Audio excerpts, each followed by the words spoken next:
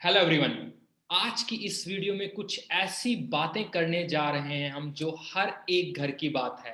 आज के टाइम में उन हर एक बच्चों के घर में ये बात हो रही है जो ये बोल रहे हैं कि आईआईटी एडमिशन सबका हो गया और मेरा रह गया। शायद ये वो पल है आपके आपकी लाइफ में जब आपको आगे बढ़ने के लिए कुछ ऐसे डिसीजन लेने होंगे तो शायद सही भी हो सकते हैं, गलत भी हो सकते हैं। ये सब कुछ डिपेंड करता है आपकी बर्निंग डिजायर में और आपके उस लक्ष्य की तरफ जो आप पहला कदम या सेकंड कदम जो आपने रखा है, उस लक्ष्य की तरफ आप कितनी बर्निंग डिजायर से आगे जा रहे हैं। और आज इसी टॉपिक को लेके हम सभी आपके सामने आए हैं, उन लोगों के साथ जो हर समय आईआईटीएन के साथ रहते हैं, जो हर समय हजारों आईआईटीएन को मेंटरिंग करते हैं। तो आज हमारे साथ हैं सुपर 30 के वो फैकल्टी जो रात दिन आप जैसे भारत के बच्चों के लिए मेहनत कर रहे हैं और उनको उनके ड्रीम की तरफ लेके जा रहे हैं। तो आज हमारे साथ हैं सुमित सर, रोबिन सर और सौरभ सर। सर प्लीज थोड़ी सी अपने बारे में इंट्रोडक्शन दीजिए, क्योंकि मैं अगर इंट्रोडक्शन दूंगा तो काफी लंबा हो जाएगा, क्योंकि आपके बारे में बोलने के लिए बहुत वर्ड हैं, सिर्फ हमारे लिए नहीं, उन सभी बच्चों के लिए भी, आप सबके लिए बहुत वर्ड्स हैं जो गांव में बसे हुए हैं, एजुकेशन के ऑप्शंस नहीं रहते और जो हर साल ये सोचते हैं कभी ना कभी मेरा सुपर 30 में एडमिशन हो जाए। तो प्लीज सर बताएं अपने बारे में। Sir Smith sir. मुझे लगता है तरुण सर ने कुछ ज्यादा ही तारीफ कर दी। इतने भी ज्यादा वर्ड्स नहीं है कि जो कि ना बोले जाए। अरे एक्चुअल नहीं। में हम लोग बहुत सिंपल लोग हैं, बहुत सिंपल फैकल्टीज हैं जो कि पढ़ाते हैं बच्चों को, आईआईटी के लिए प्रिपरेशन कराते हैं। और लोग बहुत ज्यादा ऐसे हो जाते हैं, कई बार पूछते हैं कि आप 30 में से 30 सिलेक्शन कैसे दे पाते हो। मैंने ये माना है कि कुछ ऐसा जादुई हम नहीं कराते, बट जो कराते हैं दिल से कराते हैं, जो कराते हैं मन से कराते हैं। मैं अपने बारे में बता दूं, मेरा नाम सुमित शर्मा है और मैं एमटेक हूँ नैनो टेक्नोलॉजी के अंदर। उसके बाद मैंने यूनिवर्सिटी टॉप किया था, यूनिवर्सिटी ऑफ कैलकाटा के अंदर सेमीकंडक्टर फैब्रिकेशन का कोर्स टॉप किया था। कई जगह टॉप करने के बाद रिसर्च के अंदर मन आया था, थोड़ा बहुत रिसर्च भी किया, नैनो फ्लावर्स जिंक ऑक्साइड के इन्वेंट किए और उसके बाद एज अ साइंटिस्ट वर्क किया। बट सही मायने में पैशन तो यार पढ़ाने में ही था। तो मैंने शुरू किया और इतना अच्छा लगा मुझे। जब आप किसी के लिए कुछ करते हो ना और उसे सक्सेस होते हुए देखते हो तो बहुत अच्छा लगता है। लेकिन आज जो तरुण सर ने मुद्दा चुना है वो बहुत ज्यादा अलग इस चीज से है, क्योंकि हम सक्सेस के साथ एक और चीज भी देखते हैं। आज उसी चीज पे अपन लोग डिस्कस करेंगे। मैं चाहता हूँ रॉबिन सर और सौरभ सर पहले अपने आप को इंट्रोड्यूस करा दें, फिर तरुण सर का जो मुद्दा है और जो बहुत जरूरी है, हर घर की बात है, सबका हो गया मेरा नहीं हुआ, आज उसी पे चर्चा करें। Thank you, great sir. Saurabh sir. Sir पहली बात तो आपको तहे दिल से धन्यवाद कि आपने मतलब बुलाया हमें। और थैंक यू जहाँ तक हमारे मैं हमारी साइड से सर, आप आए उसके लिए थैंक यू सर। तो जहाँ तक इंट्रोडक्शन का बात है, तो मैंने अपना बीटेक कंप्लीट किया 2014 में IIT Jodhpur electrical engineering branch से। और उसके बाद से फिर मैं बैंगलोर में पढ़ाया, बैंगलोर के बड़े इंस्टीट्यूट में पढ़ाया, फिर नागपुर में पढ़ाया हूँ एंड देन मुंबई में पढ़ाया। और सुपर 30 के साथ भी एसोसिएटेड हूँ पिछले 2 साल से। तो और काफी बच्चों को मैंने देखा है। तो आपका जो सर जो आज आपने टॉपिक चुना है ना, ये मतलब हम लोग पढ़ाते वक्त तो कभी सोचते ही नहीं है, लेकिन आज जब आपने इस टॉपिक के बारे में बताया तब मेरे दिमाग में आया कि हाँ यार, मतलब इस बार जो सिलेक्शंस हुए हैं आईआईटी में, उसमें बहुत सारे ऐसे भी तो स्टूडेंट मेरे रह गए जिनका सिलेक्शन नहीं हुआ। उनके बारे तो मैंने कभी सोचा ही नहीं कि वो क्या करेंगे। तो चलिए, एक बढ़िया अपॉर्चुनिटी है, आपने दिया है ये मौका, तो हम लोग आज डिस्कस करते हैं इसी के बारे में। अगर हमारा सिलेक्शन नहीं हुआ तो आगे क्या। आई थिंक ये काफी इंपॉर्टेंट टॉपिक है सर। आफ्टर रोबिन सर इस पे काफी अच्छी डिस्कशन रहेगा सर आज हमारे साथ। Sir please. मेरा नाम रॉबिन मंडल है। मैं हरियाणा के करनाल से हूँ। मैंने बीटेक आईआईटी बॉम्बे से किया है। मैं 2010 में पास आउट हुआ हूँ। 2010 में पास आउट होने के वक्त मेरा कोल इंडिया लिमिटेड में मैं एज अ डिप्टी मैनेजर, जो एक गवर्नमेंट कंपनी है, उसमें सेलेक्ट हुआ था। वहाँ पर मैं अपने सीनियर्स, जितने भी मेरे सीनियर्स थे, उन सबको 9 से लेके 12 तक जितने भी थे, सबको मैं ही पढ़ाने लगा था। धीरे-धीरे ऐसा हुआ कि 1-2 बच्चे आने लगे, उसके बाद मेरे ड्यूटी आवर्स के बाद इतने बच्चे आने लगे कि मैंने फाइनली ये रियलाइज़ किया कि टीचिंग में ही मेरा पैशन है। मुझे मेन जॉब से ज़्यादा इस टीचिंग में मज़ा आने लगा था। तो तब मैंने आज से 5-6 साल पहले गवर्नमेंट जॉब से रिज़ाइन करके मैं बॉम्बे आया और यहाँ पर मैंने काफ़ी सारे कोचिंग क्लास में पढ़ाना स्टार्ट किया। और जो आज का जो ये टॉपिक है, ये मेरे ख़्याल से जो बच्चे सेलेक्ट हुए हैं, ये इक्वली इम्पोर्टेंट टॉपिक है। क्योंकि जो बच्चे अभी सेलेक्ट नहीं हुए हैं, उनकी संख्या सेलेक्ट होने वालों से ज़्यादा है। वो भले ही अभी लाइमलाइट में नहीं है और ये इसके बारे में जब हम आगे बात करेंगे तो मैं पर्सनली भी कई चीज़ें शेयर करूँगा क्योंकि मैंने भी ड्रॉप किया है। और दूसरी बात, मैंने सेल्फ स्टडी से आईआईटी क्लियर किया था, तो मैं हमेशा ये सोचता था कि कई चीज़ों को इस तरह से पढ़ना चाहिए, कई चीज़ों को इस तरह से समझना चाहिए या मेंटली कितना स्ट्रॉन्ग होना चाहिए। तो ये सारी चीज़ें एक बार हमारा ये सेशन स्टार्ट हो तो वो डिस्कस करेंगे। तरुण सर। बहुत बढ़िया सर, बहुत बढ़िया।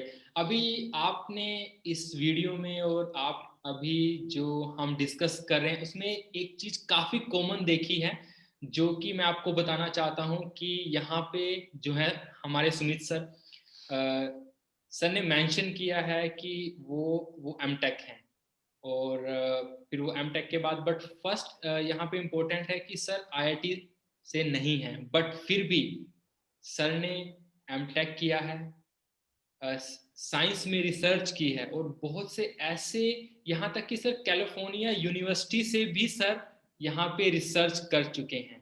तो एक डिग्री शायद है, मैटर है, बट कितना मैटर है वो आपके ऊपर डिपेंड है कि आप अपने हार्ड वर्क से उसको रिप्लेस कर सकते हैं या नहीं कर सकते। और सेकंड, यहाँ पे सौरभ सर ने एक मेंशन किया है था पॉइंट कि हम हमेशा उन बच्चों की तरफ देखते हैं, शायद उनके मैसेज आए हैं हमारे पास कि सर हमारा हो गया, जैसे आपने भी सर आज अर्ली मॉर्निंग मैसेज किया था कि 2 बच्चों ने मैसेज किया हो गया, बट शायद वो बच्चे किसी को मैसेज भी नहीं कर रहे हैं कि क्या सिचुएशन है, क्या हो रहा है फैमिली में। बट मैं एक बात जरूर कहना चाहूंगा कि शायद सम टाइम कुछ चीजें अच्छे के लिए होती हैं, शायद जो टाइटल है, टाइटल कितना मैटर करता है अब आपके ऊपर डिपेंड है, क्योंकि जो 2 साल आपने हार्डवर्क किया है, शायद वो टाइटल ना मिलकर जो हार्डवर्क के से आप जो सामने आए हैं उन बच्चों को छोड़ के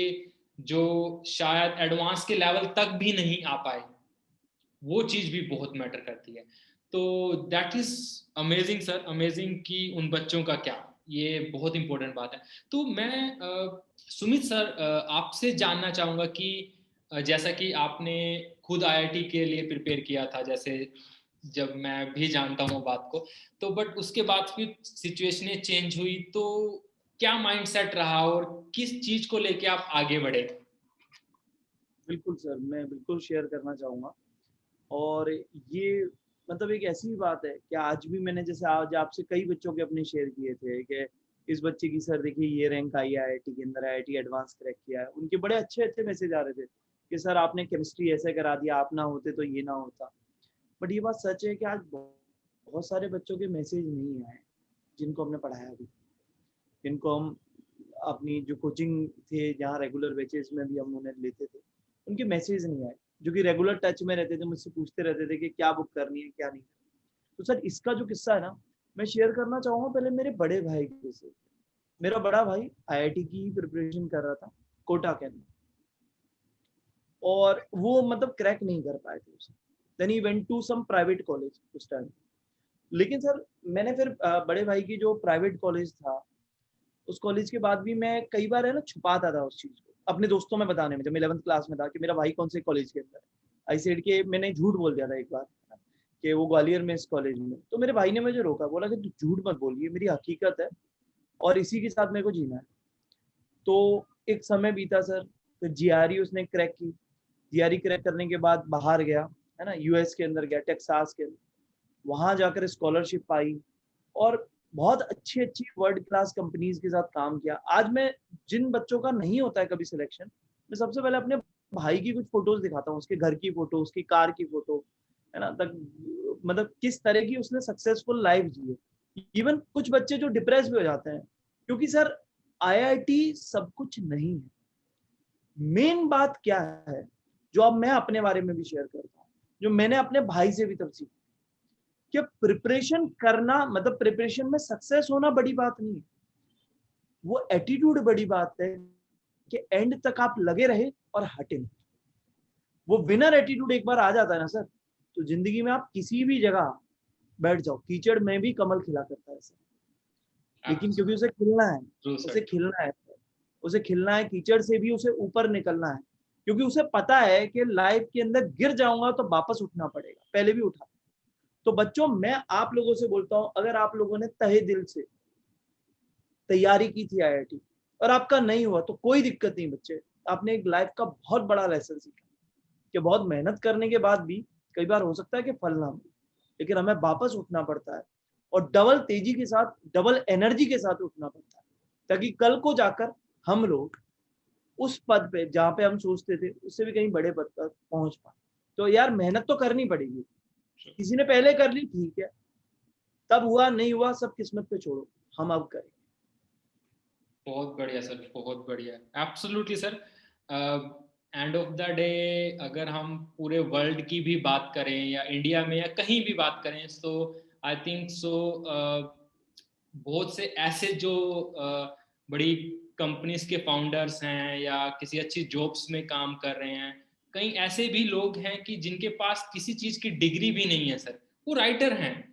तो सौरभ सर, आपने एक काफी अच्छा पॉइंट बताया था कि फैमिली मेंबर्स भी आज के टाइम में ये चीज को बहुत सोचते हैं, और आप तो काफी क्लोजली स्टूडेंट्स के साथ रहते हैं, जैसा कि आपने हमारी लास्ट टाइम भी बात हुई थी कि जैसे सुपर 30 के जो बच्चे हैं या वो बच्चे जो आपके साथ इंस्टीट्यूट में हैं, जैसे कि आपने मेंशन किया सुपर 30 के बच्चे अपने एक हाउस में रहते हैं, वहीं पे उनका रहता है।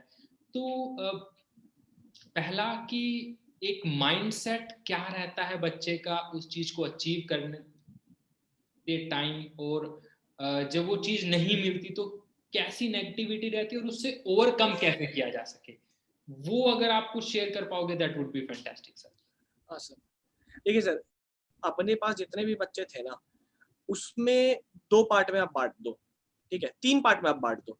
एक पार्ट में वो थे जो जुनूनी थे एकदम, ठीक है, मतलब उनके अंदर आप जुनून देख सकते हैं कि अगर वो जैसे खाना भी खा रहे हैं ना, तो साइड में अपना नोट्स रिवाइज कर रहे हैं। तो ऐसा नहीं है कि हम लोग रिवाइज नहीं कर सकते हैं, मतलब हर एक टाइम को यूटिलाइज कर सकते हैं, बिकॉज उनको पता है कि जो हम लोग अभी समय खाने में दे रहे हैं 15 मिनट, 20 मिनट, आधा घंटा, उसको भी हम लोग यूटिलाइज कर सकते हैं। और ये ऐसा नहीं बोल रहा हूँ कि ये करना चाहिए, बट वो एक हैबिट बन जाता है आपका कि आप अपना जब तक लक्ष्य प्राप्त नहीं कर लो तब तक आप अपने लक्ष्य पे एकदम डटे रहो। तो ये जो एक विनिंग हैबिट है ना, ये विनिंग हैबिट आना बहुत जरूरी है। जो कि मैंने देखा कि कुछ लोगों को, एक कैटेगरी के लोग थे जिनको मतलब एकदम था कि मुझे आईआईटी चाहिए तो चाहिए, और सर मैं सही बताऊं तो रिजल्ट आया है 14 लोग जो है ना आईआईटी जेईई एडवांस क्वालिफाई कर गए। 14 लोग, जो मुझे डिटेल पता है, उसके आगे भी होगा, बट 14 लोग का मेरे पास मैसेज आ गया है।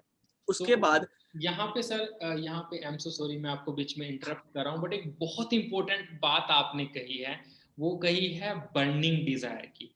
मैं हर एक बच्चे को कहना ये चाहता हूँ, चाहे वो मेरे दोस्त हैं, वो एक फैमिली को अपने माता पिता से जो जो एक फैमिली में है अभी, उनसे एक बात कहना चाहता हूँ कि जो ये बर्निंग डिजायर है, जो अभी सर ने एक कैटेगरी बताई है और 2 कैटेगरी के बारे में बताने वाले, प्लीज सी कि आप कहाँ पे हैं। अगर आप सोच रहे हैं कि मेरा नहीं हुआ उसका हो गया, तो शायद कहीं ना कहीं उस दूसरे ने आपसे ज्यादा मेहनत जरूर की। बिल्कुल सर, वही मैं बता रहा। अगर उसका नहीं होता तो उसकी फैमिली भी यही बोलती कि इसका नहीं हुआ। बट हाँ, आप जहां हैं वो भी देखना जरूरी है कि शायद यहाँ तक कोई आया भी नहीं था जहाँ पे मैं हूँ, और जहाँ पे मेरे को जाना है शायद उसने मुझसे ज्यादा हार्ड वर्क किया है। ये बात आपकी लाइफ में बहुत इंपॉर्टेंट है। हाँ जी सौरभ सर, प्लीज बताएं। हाँ सर, जो आपने बात बोला ना हार्ड वर्क, ये बहुत इंपॉर्टेंट है। इसके बाद इससे भी रिलेटेड एक मैं किस्सा शेयर करूंगा अगर टाइम बचेगा तो अब जो सेकंड कैटेगरी में आते हैं, सेकंड कैटेगरी में वो लोग थे जो खुद को डाउट करते थे। ठीक है, उनका था कि हम लोग मेहनत करेंगे, मतलब अगर उनको एक होता है ना कि एक आपको एक बच्चा ऐसा होता है जिसको आपको बताना पड़ता है कि तुमको मेहनत करोगे तो हो जाएगा। ठीक है, तो वैसे बच्चों को मेन मेहनत लगता है कि आपको उनको कंटिन्यूअसली मोटिवेट करना पड़ता है कि बेटा तुमको पढ़ना है, तुमको इस तरीके से तुम करोगे तब तुम्हारा रिजल्ट लगेगा, तुमको एक पैटर्न फॉलो करना है, किस तरीके से तुम्हारा डे बाय डे पढ़ाई होना चाहिए, किस तरीके से तुम अपने टाइम को मैनेज करो, किस तरीके से तुम अपने अंदर मोटिवेशन भरो। क्योंकि सर मेरा यही मानना है कि at the end self motivation से बड़ा कोई मोटिवेशन नहीं होता। अगर एक बच्चा सेल्फ मोटिवेटेड है, अगर एक बच्चा अपने माँ बाप को तकलीफ में देके भी मोटिवेटेड नहीं रह पाता है, ठीक है, तो उसको कोई मोटिवेट नहीं कर सकता है। दुनिया का भगवान भी आ जाए ना तो वो भी उसको मोटिवेट नहीं कर पाएंगे। मोटिवेशन जो है, इनर मोटिवेशन बहुत जरूरी है। एब्सोल्युटली सर, तो एब्सोल्युटली ट्रू। हाँ, कई बार क्या होता है, इनर मोटिवेशन खुद के अंदर होता है जो मैंने पहले कैटेगरी में डाल दिया, और कई जो सेकंड कैटेगरी में है इनको मोटिवेशन देना पड़ता है। इनको मतलब थोड़ा धक्का देना पड़ता है। वो नहीं बोलते, एक अच्छा मोटर होता है जो तुरंत चल जाता है, और एक जो थोड़ा सा जंग लगा हुआ मोटर होता है जिसका जंग छुड़ा के फिर उसको झटका दे दो तो वो चलने लगता है। तो कई बार तो अच्छे वाले मोटर से भी ज्यादा अच्छा चलने लगता है। एब्सोल्युटली। तो उसको थोड़ा सा मोटिवेशन देना पड़ता है। तो एक बार धक्का देने वाले जो कैटेगरी है उसमें थोड़ा मुझे मजा आता है, क्योंकि जो पहला कैटेगरी है उसमें क्या है कि उसमें तो वो तो मोटिवेटेड है, उसके साथ कुछ मेहनत ही नहीं करना है मुझे। सेल्फ स्टार्ट है। हाँ, वो तो सेल्फ स्टार्ट है, सेल्फ चल रहा है। जिसमें गियर लगाना पड़ता है ना सर, उसमें बड़ा मजा आता है कि उसको थोड़ा धीरे पे पहले एक गियर पे चालू करो, फिर उसको धीरे से दूसरे गियर पे लाओ कि बेटा अब तुम ना एक दिन में 20 टच कर चुके हो, तुम 20 में मत अटको, अब एक्सेलरेटर दबाओ, उसको 25 करो, और ऐसे कर करके उसको बढ़ाना पड़ता है। तो वो जो सेकंड कैटेगरी वाले बच्चे होते हैं उनके अंदर डिजायर भरना पड़ता है। और जो थर्ड कैटेगरी होते हैं सर, तो इसमें मतलब मैं माफी चाहूंगा, लेकिन बस दिक्कत ये होता है ना कि इनके अंदर सेल्फ मोटिवेशन आ ही नहीं पाता है। और इसमें हाँ जी सर, हाँ जी please। हाँ सर, बोलिए ना आप। जी सर, मैं यहाँ पे एक चीज ऐड करना चाहूंगा। देखो सर, कहीं जो जो जो लास्ट कैटेगरी है, शायद वो ऐसी है कि जिनों के शायद पीछे से ही प्रेशर है कि आपको बनना है, मतलब ऑनेस्टली वे में उन्होंने हाँ, अपने आप शायद कभी डिसाइड ही नहीं किया होगा कि ये मेरा ड्रीम है, ये मैं खुद करना चाहूंगा। तो शायद वो भी है। ये हाँ। ये बहुत बड़ा मुद्दा है सर एक्चुअली, फैमिली प्रेशर से कि अरे इनका जो कहावत भी बन गया एक्चुअली, शर्मा जी का बेटा कर रहा है, मेरा बेटा भी करना चाहिए। तो यहाँ पे एक चीज तो सर डिसाइड है, हाँ, चाहे आप फर्स्ट कैटेगरीज में हैं, चाहे सेकंड में हैं, चाहे थर्ड में हैं, तीनों categories I think so equal है। एकदम सर। तीनों में कैसा है सर? आप सर हर एक फील्ड में अगर आप थर्ड कैटेगरी में हैं तभी भी आप अपनी लाइफ में किसी न किसी फील्ड में जरूर सक्सीड करेंगे, और आपको खुद एहसास होगा कि आप एक चीज में अच्छे हैं जिसमें पहली कैटेगरीज वाला बंदा अच्छा ही नहीं है। शायद वो एक अच्छा सेल्समैन नहीं है, सर इसमें कर जाएंगे। हाँ जी सर, हाँ जी इसमें सर एक बात बोलता हूँ मैं। मेरी एक स्टूडेंट रह चुकी है, 3 साल पहले स्टूडेंट रही थी वो, तो उसके बारे में मैं बताता हूँ। उसको इंजीनियरिंग में कोई इंटरेस्ट नहीं था। ठीक है, घर वालों ने जबरदस्ती एडमिशन दिला दिया इंस्टीट्यूट में। वो आती थी क्लास और मतलब एक होता ना डिसइंटरेस्ट के साथ बैठती थी कि मतलब उसको पढ़ना ही नहीं था, तो वो थर्ड कैटेगरी में चली गई। लेकिन जब एक होता ना, जब लेक्चर लेते जब आपका स्टूडेंट टीचर का बॉन्डिंग जब एक फ्रेंड और स्टूडेंट वाला हो जाता है, फ्रेंडशिप में कन्वर्ट हो जाता है, तो उसने शेयर किया कि मैंने उससे पूछा कि अच्छा ये बताओ कि तुम क्लास में जैसे बैठी हो तो क्या क्या दिक्कत है, मैं खराब पढ़ा रहा हूँ या फिर तुमको समझ में नहीं आता मेरा पढ़ाना, तो बताओ तुम आखिर दिक्कत क्या है। तो उसने बोला सर आप पढ़ाते बहुत अच्छा हो बट दिक्कत ये है कि मुझे पढ़ना ही नहीं है। तो मैं बोला अच्छा तो जिंदगी में करना क्या चाहते हो। तो उसने बस एक ही चीज बोला कि सर आपको ना मैं कुछ देती हूँ, आप इसको रखो और जब भी मौका मिले ना पढ़ना। तो सर वो लिटरेचर में ऐसा मतलब 10 पेज का लिख के दी ना कि मतलब मैं सोचा ये तो मैं अपनी जिंदगी में मतलब 20 साल भी मेहनत कर लूं ना, तब भी ये चीज मेरे क्वालिटी नहीं आएगा। तो सिर्फ मैथ सॉल्व करना, फिजिक्स सॉल्व करना, केमिस्ट्री सॉल्व करना एक उपाय नहीं है, लेकिन अगर आप किसी फील्ड में बहुत अच्छे हैं तो आपको अपने घर वालों को कन्विंस करना पड़ेगा। और घर वाले कैसे कन्विंस होते हैं सर? वो एक ही तरीका होता है कि बेटा आपको प्रूव करना पड़ेगा, प्रूव करना पड़ेगा, रिजल्ट अपने आप को। हाँ, एट द एंड रिजल्ट आपको दिखाना पड़ेगा किसी ना किसी में। सर एक मैं उदाहरण दूंगा जो अभी करंट में चल रहा है। बहुत लोग पबजी खेल के यूट्यूबर बनना चाहते हैं, ठीक है, आप खेलिए, लेकिन आप पहले ये तो देखिए कि आप उसमें कितने कॉम्पिटिटिव लेवल में आप कंपटीशन में है भी कि नहीं। बस आपको मन कर रहा है इसके लिए आप कर ले, तो ये अच्छी बात नहीं है ना सर। सर वही बात आ जाती है सर कि एक तो गुड है, हाँ, एक है ग्रेट और एक एक्स्ट्रा ऑर्डिनरी। हाँ, अगर आप किसी चीज को पकड़ रहे हैं तो आपको गुड और ग्रेट दोनों को छोड़ना होगा, आपको एक्स्ट्रा एक्स्ट्रा ऑर्डिनरी बनना होगा, चाहे तभी किसी भी आप चीज में हो, और चाहे वो स्पोर्ट्स में हो। तुम्हारा दिल कहे उस चीज को करने। अभी सर भी नहीं रोबिन सर उस कैटेगरीज में आते हैं जिसमें का सर ने अभी जिक्र किया था, जो कि फर्स्ट कैटेगरी है। सर प्लीज वो पल शेयर कीजिए, क्योंकि आप वहां से बिलोंग करते हैं जहां से मैं हूं, तो थोड़ा आपके साथ फीलिंग भी टच में है सर, हरियाणा की, और मैं कुरुक्षेत्र से हूँ। तो आप सर वो चीज बताइए जब जैसे कि आपने मेंशन किया था कि आप एक ड्रॉपर हैं, और वो पल बताइए सर जब चीजें नहीं हुई और फिर हुई, वो क्या पल थे सर, वो प्लीज शेयर कीजिए सर।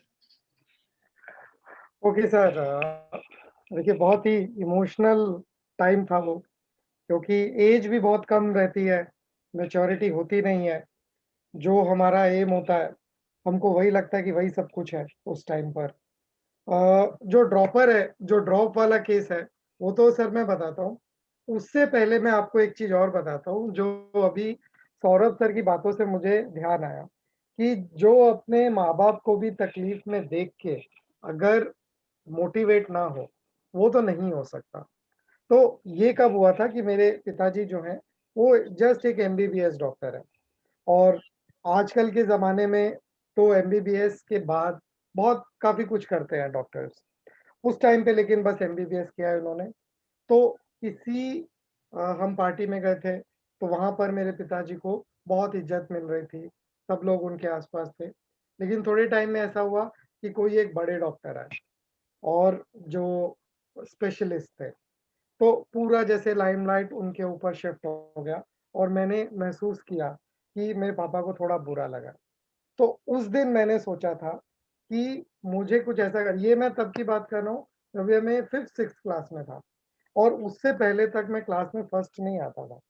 उससे पहले ठीक था, नॉर्मल स्टूडेंट हूँ, पढ़ने में ठीक है, बस उतना ही। लेकिन उस दिन मुझे ऐसा लगा कि मुझे कुछ ऐसा करना चाहिए कि लोगों को फ़क्र हो कि ये मतलब रॉबिन के पापा हैं, कुछ ऐसा कर सको। अब उतनी छोटी उम्र में और क्या कर सकता था? तो पढ़ाई पे ही फ़ोकस कर लिया, और कुछ क्रांति तो ला नहीं सकता था, तो मैंने पढ़ाई पे ही फ़ोकस किया। तो वहाँ से मैंने पढ़ना स्टार्ट किया, अपने अपने तरीके से, अपने इस बर्निंग डिज़ायर से कि कुछ करना है। ख़ैर ये करते-करते फिर 11th-12th की जर्नी हुई। इसमें मेरा फिर एआईट्रिपल ई में अच्छा रैंक था, लेकिन आईआईटी में नहीं हुआ था। आईआईटी का स्क्रीनिंग और मेंस तब अलग-अलग होता था, ऐसे मेंस और एडवांस नहीं था। आईआईटी का अलग ही था, स्क्रीनिंग हुआ था, मेंस नहीं हुआ था। तो बहुत डिप्रेस्ड था, मैं बहुत रोया, क्योंकि पूरे 2 साल पूरा मेरा सिंगल फ़ोकस था आईआईटी में जाने का। कोई कोचिंग भी नहीं थी, पर करनाल में, आपको पता है करनाल, कुरुक्षेत्र, हरियाणा में कोई कोचिंग ही नहीं थी तब उस टाइम पे। तो जो मैगज़ीन्स आती थी या न्यूज़पेपर कटिंग है, उसी में टॉपर के इंटरव्यू पढ़ के ही उन्हीं को सँभाल के रखते थे, कि ये देखने के लिए कि उसी से कुछ टिप्स मिल जाए। तो वैसे कर के 2 साल तैयारी की थी सिंगल फ़ोकस से, और जब नहीं हुआ, तो मैं बहुत रोया था। मुझे एनआईटी में, एनआईटी कुरुक्षेत्र में, आप के ही शहर में मुझे ब्रांच मिल गई थी, अच्छी ब्रांच मिली थी, तो मैं वहाँ चला गया। लेकिन मेरे मन में था कहीं न कहीं कि एक बार और अटेम्प्ट देना है। वहाँ पर जाने के बाद मेरा एक दोस्त है संजय शर्मा, उसने मुझे बहुत मोटिवेट किया और उसने मुझे यकीन दिलाया कि तू कर सकता है। तू अभी छोड़ मत, तू ये कर सकता है। 1 साल की तो और बात है, तू कर सकता है। उसकी उस बात से, जैसे सर ने भी बोला, सौरभ सर ने, कि शायद उस टाइम तक मैं भी सेकंड कैटेगरी में आ गया था। मैंने भी इस एक एग्ज़ाम को मैंने इतना इम्पोर्टेंस दे दिया लाइफ़ में कि इसमें ना होने से मैं खुद को ही कम आँकने लगा। लेकिन मेरे उस दोस्त ने वापस से मुझे भरोसा दिलाया और मैं आपको एक फैक्ट बात बताता हूँ सर, उसके बाद मैंने जब तैयारी करनी स्टार्ट की, आईआईटी की तैयारी करनी स्टार्ट हुई, तब मेरे अंदर एग्ज़ाम से 1 महीना पहले मेरे अंदर ये फीलिंग आ गई थी कि अब कुछ भी हो, आईआईटी में हो या ना हो, लाइफ़ में मैं कुछ अच्छा ज़रूर करूँगा। अब ये एग्ज़ाम मुझे अब लाइफ़ में आगे अफ़ेक्ट नहीं करेगा। वो एक मोमेंट था कि मेरा काफ़ी टेंशन कम हो गया और जो मुझे लगता है 12th में भी मेरे ना सेलेक्ट होने का यही एक रीज़न मुझे लगता है कि मैं बहुत ज़्यादा टेंशन में था। इतना ज़्यादा पैनिक में था, एक क्वेश्चन नहीं हो रहा है, तो उसमें मैंने इतना ज़्यादा उसको दिल पे ले लिया, इतना ज़्यादा नर्वस हो गया कि ये चीज़ मुझे 1 साल की ठोकर खाने के बाद समझ में आई।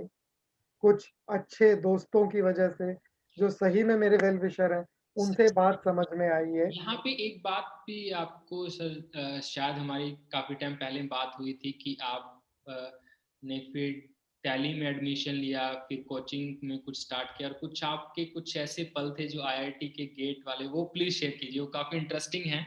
वो आपने ओके, मुझे भी सर शेयर किया था एक बार जी। कि आप तैयारी कर रहे थे तब। ओके। तो ये था कि मैं दिल्ली में एक जगह क्रैश कोर्स ही किया था मैंने, क्योंकि टाइम नहीं था। एनआईटी छोड़ने के बाद मैंने दिसंबर में एनआईटी छोड़ा था। मतलब फॉर्मली वहाँ से छोड़ के दिल्ली में जाके ऐसे ही मैंने एक जगह क्रैश कोर्स जॉइन किया था। तो वहाँ पर क्रैश कोर्स करते-करते वहाँ से कालूसराय जगह है वो साउथ दिल्ली में, वहाँ से आईआईटी दिल्ली 2.5 किलोमीटर दूर है। तो मैं रोज़ शाम को अपनी क्लास के बाद, कोचिंग क्लास के बाद मैं जाता था आईआईटी दिल्ली के गेट तक। वहाँ पर भारतीय प्रौद्योगिकी संस्थान दिल्ली ये देखकर आता था और आईआईटी दिल्ली में अंदर नहीं जाता था, अंदर मार्केट है, कोई भी जा सकता, लेकिन मैं नहीं जाता था। मैं बस यही सोचता था कि यहाँ जाऊँगा तो एडमिशन लेके, नहीं तो जाना ही नहीं है। तो वो रोज़ वो ढाई 3 महीना मैं सिर्फ़ और सिर्फ़ वो गेट देखने जाता था और गेट देख के आ जाता था। कई बार तो ऐसा हुआ है कि वहाँ से जहाँ मैं रहता था, तो आईआईटी दिल्ली से वो 4 किलोमीटर दूर है। तो जब कभी कोचिंग क्लास नहीं होती थी, तो मैं 4 किलोमीटर दूर गेट देखने ही जाता था कि यहाँ जाना है मुझे। और जब एडमिशन हो गया सर, तब भी के कुछ थे मोमेंट, वो प्लीज़, वो क्या हुआ था कि आप अंदर चले गए और आपको याद नहीं रहा? ना वो वो ऐसा था कि मैंने इसलिए सेलेक्ट होने के बाद ये काफ़ी इमोशनल टॉक था। ये मैंने किसी को बताया नहीं था कि मैं ऐसे वॉक करने जाता हूँ। तो ये मैंने अपने पापा को बताया, पापा के साथ ही मैं काउंसलिंग के लिए गया था। तो उनको मैं ये बता रहा था कि ऐसा मैं सोचता था, ऐसे वॉक कर रहे, तो पापा भी रो रहे थे कि अच्छा ऐसा हुआ, तूने कभी बताया ही नहीं कि ऐसे इतना ज़्यादा तेरे लिए इम्पोर्टेंट है, इतना तू वॉक करके आता था देखने के लिए।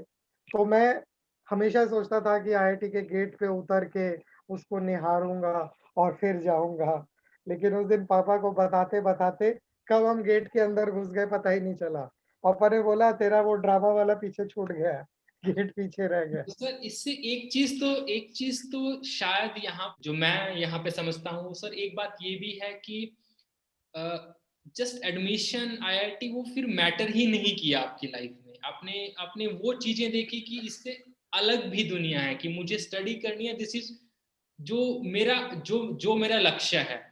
और एक चीज आप सबके साथ बात करके सर, मुझे यहाँ पे बहुत इंपॉर्टेंट बात याद आती है, और जो मेरे को फील होता है कि आज के टाइम में काफी ज्यादा हो भी रहा है, कि हम देखते हैं बाहर कि मोटिवेट होना, ये हो जाएगा पेपर में, आप ये कर दोगे, वो कर दोगे, but end of the day guys, जब तक आपके अंदर की जो वो है ना इनर पावर, जो आपके अंदर की जो फीलिंग है, जब आपके पास वो डिसीजन मेकिंग नहीं है कि हाँ मुझे करना क्या है, जैसे कि रॉबिन सर ने उस बचपन में सोचा था कि मुझे ये करना है, फिर साथ में अच्छे मेंटोर मिले, अच्छे दोस्त मिले जिन्होंने उनको गाइड किया।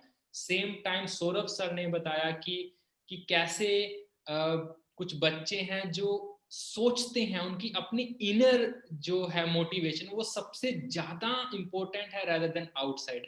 ऐसे ही सर के ब्रदर जो थे, इन्होंने खुद की इनर मोटिवेशन से IITian ना होके भी डिफरेंट स्ट्रीम से, डिफरेंट कॉलेज से एक अपनी एजुकेशन की, और आज के टाइम में किसी यूएस में है शायद आपके ब्रदर से ना, जैसे हम लास्ट टाइम बात हुई, तो आज वो यूएस में बैठे एक अच्छी कंपनी में काम कर रहे हैं। तो इनर जो है फीलिंग और जो इनर मोटिवेशन है वो आई थिंक सबसे ज्यादा इंपॉर्टेंट है rather देन आउटसाइड। आज हम भी अगर आपको यहाँ पे मोटिवेट कर रहे हैं कि ये कर लीजिए, वो कर लीजिए, वो मैटर नहीं है ऑनेस्टली। मतलब हम सिर्फ शेयर कर रहे हैं आपको आज बताने के लिए। सर हाँ जी, थोड़ी सी मैं वही बात पे रोशनी देना चाहूंगा। रॉबिन सर ने बहुत अच्छी बात की आज, कि जैसे इन्होंने बताया कि मुझे भी ये वाली बात सर ने कभी नहीं शेयर की, जबकि हम दोनों बहुत अच्छी फ्रेंडशिप शेयर करते हैं आपस में, कि ऐसा कुछ हुआ था इनकी 6th क्लास के अंदर। तो बच्चों, ये बहुत बड़ा मैसेज था जो आज रॉबिन सर ने तुम लोगों को दिया, कि एक्चुअल में हमें हमारी लाइफ में एक हिटिंग पॉइंट ढूंढना पड़ता है जो हिट करे और बर्निंग डिजायर तक पहुंचाए, और उस डिजायर को लगातार आग देने के लिए, जैसे सर उस गेट को जाके देखते थे कि कहीं वो आग बुझ ना जाए, वो करना पड़ता है। तरुण तो सर, ये मैं एक बहुत स्टोरी बहुत शेयर बड़ी करना बात है। चाहूंगा। हाँ जी सर, हाँ जी। मैं एक अपना खुद का पर्सनल स्टोरी शेयर करना चाहूंगा एक। तो जैसे जब 11th-12th का ही बात बताता हूँ कि जब मैं जेईई दिया, तो मेरा जो शहर है हजारीबाग झारखंड में, उससे सिर्फ 4 लोगों का आईआईटी में क्वालिफिकेशन हुआ था। तो उसमें से उस 4 में से एक लड़का मैं भी था, और मेरे शहर में मेरा 3rd रैंक था। तो काफी लाइमलाइट मिला, न्यूज़पेपर में छपा। जैसे आपको पता है कि अगर आप छोटे से शहर से अगर आप जाते हो, आईआईटी क्वालिफाई कर लेते हो, तो आपको न्यूज़पेपर में छप जाता है, स्कूल वाले पूछते हैं, बहुत कुछ होता है। तो उस समय मैं बड़ा खुश रहता था, और फिर मुझे था कि, और घर वाले भी पूरा कि बेटा आईआईटी में है, बेटा आईआईटी में है। तो काफी मतलब एक नहीं होता है कि फ्रीडम सा मिल गया था। आईआईटी में गया, 4 साल बिताया, और जो भी करना था वो तो कॉलेज में किया ही, ठीक है। लेकिन जब 3 साल, 3.5 साल के बाद जब प्लेसमेंट का समय आया ना, तब रियलाइज हुआ कि मुझे जो मतलब एक जो मेरे अंदर जो डिजायर था ना मेहनत करने का, मुझे एक फैक्टर जो था मेरे पास जिससे मैं 10-10 घंटे तक कंटिन्यूअसली बैठ के पढ़ सकता था, ठीक है, वो डिजायर ही मेरे से छीन गया था। तो मुझे मतलब फिर बाद में रियलाइज हुआ 3-3.5 साल के बाद कि आईआईटी में आके मैंने किया क्या है? कुछ नहीं। सिंपली मैं 3-3.5 साल उस ब्रांड नेम के एवज में मैंने अपने आप को झूठी खुशी दे दी, एक तरीके से देखो तो। और वहीं पे एक मेरा फ्रेंड है, स्कूल फ्रेंड था मेरा, उसने भी मेहनत, मतलब उसने भी प्रिपरेशन वगैरह किया होगा कहीं से, बट उसका नहीं हुआ समहाउ। उसने फिर एक कलिंगा यूनिवर्सिटी करके है, वहां जाके उसने एडमिशन लिया, प्राइवेट कॉलेज है उड़ीसा में, वहां जाके उसने एडमिशन लिया, वहां पे वो पढ़ा। अब पता नहीं उसने 4 साल क्या किया, बिकॉज हम लोग कांटेक्ट में नहीं थे। 4 साल उसने क्या किया क्या नहीं किया, बट उसके अंदर ना बाद में जब मैं मिला तो मतलब मुझे पता चला कि उसके अंदर ना एक बर्निंग डिजायर आ गया था। उसने इतना जी जान लगा के मेहनत किया, और फिर भी उसको जब सक्सेस नहीं मिला ना, तो उसने मतलब एक तरीके से अपने ऊपर ये ले लिया, ब्लेम सा ले लिया कि कहीं ना कहीं मेरे में कमी रह गया होगा। और सर मैं सही बोलूं तो उसने 4 साल में बहुत मेहनत किया, बहुत मेहनत किया, और एट द एंड वो लड़का अमेजन से, उसके कॉलेज से अमेजन से गया 18 लाख के पैकेज में, और जबकि वो कॉलेज में अमेजन आई भी नहीं थी। और मैं कौन से पैकेज में था? मैं एलएनटी में 3.5 के पैकेज में था। अब आप डिफरेंस देख लो। Difference superb sir. वही बात सर वही है कि आप कैटेगरीज में किस मर्जी में हो, अपने सर आप ने को कहीं भी एक देखते ऐसा हैं। एग्जाम्पल दिया, मुझे भी एक ऐसा किस्सा आया है यार, और ये किस्सा तो मेरे घर से ही है। मेरी वाइफ का, जो मतलब कोई IITian नहीं है, नॉर्मल BSc की, MSc की। तो जैसा रॉबिन सर ने बताया ना, ऐसा उसने मेरे से एक बार शेयर किया था ऐसा किस्सा।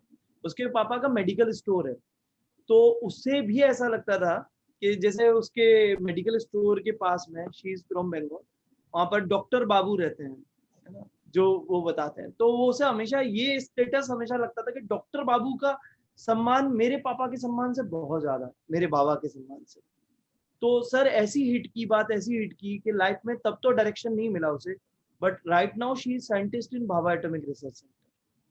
तो लाइफ रुकती नहीं है। जैसा सौरभ सर ने बताया, ये किस्सा बहुत मतलब इमेजिंग है कि उस बच्चे ने ये नहीं सोचा कि आज मेरी लाइफ खत्म हो गई, रुक गई। अगले 4 साल में ऐसा अचीव किया जिसे आज एक IITian एग्जाम्पल दे, इससे बड़ा हो। इससे बड़ा क्या हो सकता है सर? तो गाइस, ओवरऑल जो आज की जो हमारी बातचीत थी वो सिर्फ इससे रिलेटेड थी कि लाइफ नहीं रुकती।